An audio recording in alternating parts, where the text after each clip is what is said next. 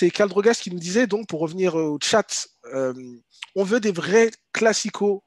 Et justement, ça va nous permettre de faire la transition vers le Paris Saint-Germain, parce que le Paris Saint-Germain, aujourd'hui, va prendre un spécialiste des classicos, celui qui a joué les vrais classicos pour le coup, et pas des classiques, comme on le dit ici en France.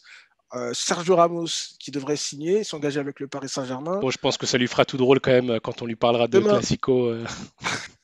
Attention, exactement. hein, attention parce que au Parc des Princes, comme au Vélodrome, et surtout au Vélodrome d'ailleurs, il y a beaucoup plus d'ambiance qu'en Camp Nou et qu'à Bernabéu. Hein. C'est vrai que Ouais. si on regarde la structure des stades, c'est vrai que Non, non, il d'un n'y a point de pas vue. que la structure, même les supporters. Au Camp Nou Oui, et à Bernabéu, t'as que des c'est, bourges. Alors c'était, qu'au Parc des Princes et au Vélodrome, t'as quand même des supporters un peu plus populaires, surtout au Vélodrome d'ailleurs. Il y a M. Caldrogas, une nouvelle fois, qui nous dit Paris, le recrutement, je ne comprends rien. Ramos à Guingamp, miskin. Alors, on va répondre à ça. On va faire un petit récapitulatif du mercato parisien pour que tu comprennes et que ce soit plus clair, Caldrogas. Caldrogas, je ne sais pas si je dois mettre le S à la fin ou pas. En tout cas, Paris, Wijnaldum qui a signé fin de contrat, Ramos fin de contrat, c'est imminent. Hakimi pour 70 millions, 60 millions plus bonus, c'est en cours de finalisation. On a aussi le gardien fantasque de la Squadra Azzurra, Donnarumma, en finalisation. Ce sera bientôt fait. Il y a des rumeurs, Joaquin Correa, joueur de la Lazio, en négociation avec Paris. Donc ça fait quand même beaucoup de dossiers. On parle aussi de Messi, de Cristiano Ronaldo, beaucoup de rumeurs. Paris, c'est une équipe FIFA finalement qui est en train de se construire. Donc, il va falloir être attentif à ce qui se passe. On peut peut-être partir sur une composition d'équipe. Justement, on avait commencé à en regarder une, à en réfléchir à une composition. C'est celle qui ressort le plus, donc je vais te laisser, JJ, nous commenter un peu cette compo et justement des potentielles améliorations qui pourraient intervenir. On va commencer rapidement. On va le faire rapidement. Donnarumma à la place de Navas parce que je pense que, sincèrement, il a été acheté pour être titulaire et pour remplacer Navas qui est vieillissant. Une charnière centrale, Kimpembe, Ramos, Marquinhos, une défense à 3. Parce que finalement, c'est complètement difficile de faire un choix. Une défense à 3, c'est plus sécurisant, d'autant plus qu'on prend Hakimi et Bernat qui ont des qualités offensives importantes et des lacunes défensives. Une charnière Verratti, Wijnaldum, j'ai du mal sur le nom du Hollandais. Wijnaldum. Wijnaldum. Wijnaldum, voilà. Par contre, le prénom, Euh, c'est comme Donnarumma aussi, parce que Donnarumma, c'est assez difficile de le dire aussi. Ah, mais tu peux l'appeler Gigio, Ouais, mais facile. c'est quand même difficile. Pour éviter les bugs, je dis Donnarumma. même Wijnaldum, hein, au final, Et à tu peux l'appeler Liverpool, Wijnaldum, Gini, c'est ça? à Liverpool, il l'appelait Gini. c'est Ah, ben, assez. c'est très bien. Moi, je l'appellerai Gini, Gini toute la saison. voilà, Gini. Verratti, Wijnaldum, donc là, j'espère que je l'ai bien dit. Donc Verratti, Wijnaldum, pardon. Donc l'un qui n'a pas de caisse, mais qui a une qualité technique intéressante, Verratti. De l'autre côté, un joueur qui peut tout faire, qui peut défendre, attaquer et compenser les erreurs de Verratti, donc c'est parfait. Ensuite, sur les ailes, Di Maria et Neymar. Et là, c'est du grand classique. Mbappé en pointe, du grand classique, non, on ne peut pas dire ça. Mais ce sera, je pense, l'année où on va éviter de mettre Mbappé sur un côté et vraiment essayer de le développer sur son potentiel offensif en pointe.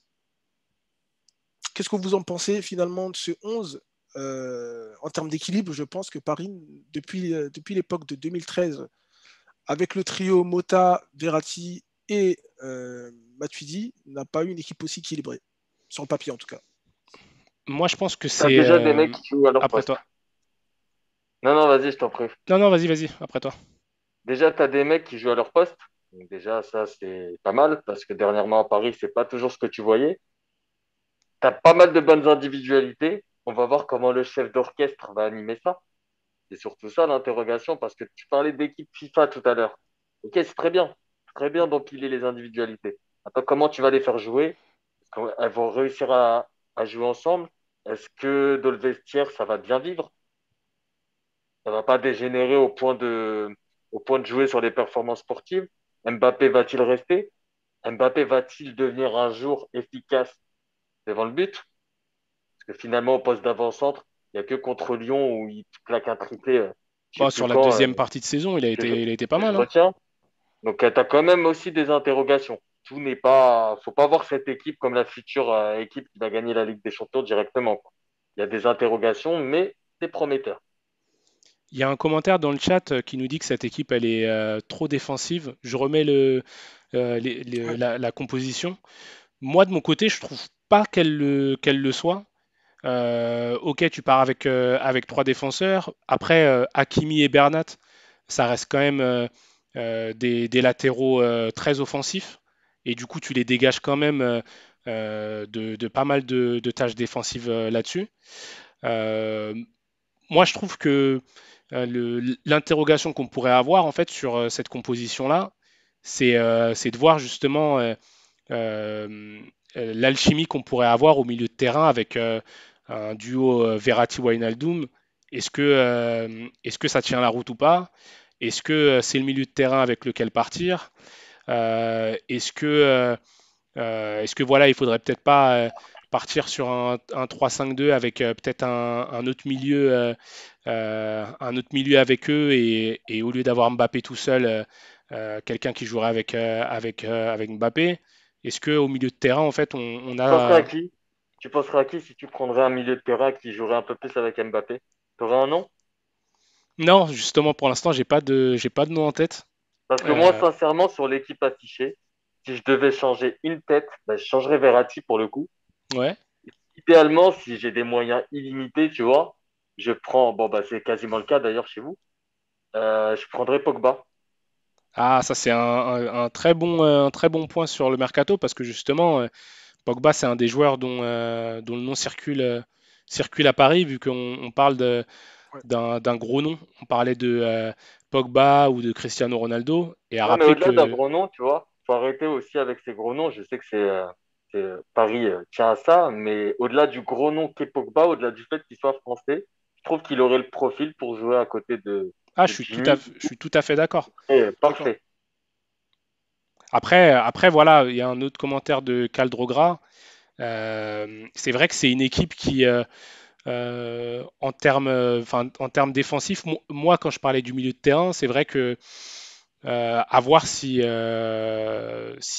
l'alchimie de cette équipe-là, elle va permettre de garder une bonne assise défensive.